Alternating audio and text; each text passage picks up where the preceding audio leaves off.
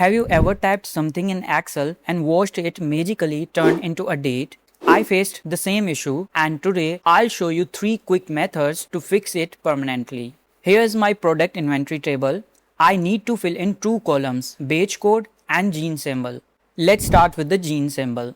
For example, my gene symbol is SEP1. On pressing enter, it automatically converts into a date. Similarly, if my gene symbol is OG1, it will automatically convert into a date.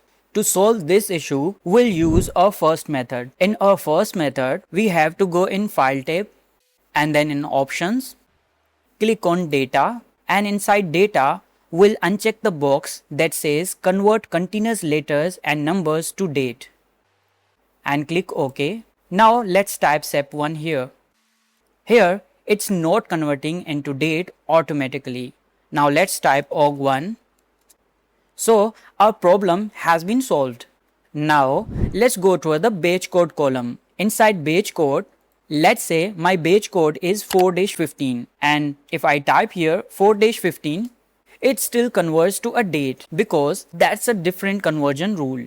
We can also fix this issue. So to fix it, let's first remove all the dates from these columns and select all the cells in which we want to put the batch code. Then go in Home tab and inside the number group, click here on this drop down list and click on text. Now if I type here 4-15, here it's not automatically converting into date. Now let's type here 12-3, 6-12. You can see here a small arrow that is showing that there is some error. To get rid of this, just select the all cells, click here and click on ignore error because it's actually not an error.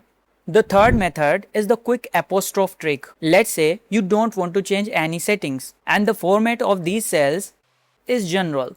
So what you can do, you can put apostrophe here and then type 4-15. It will work because Excel treats everything after the apostrophe as text and the apostrophe itself stays invisible in the cell. So that's it. 3 methods to stop Excel from auto-converting your text into dates. If the video was helpful, smash the like button and subscribe for more Excel tips. See you in the next one.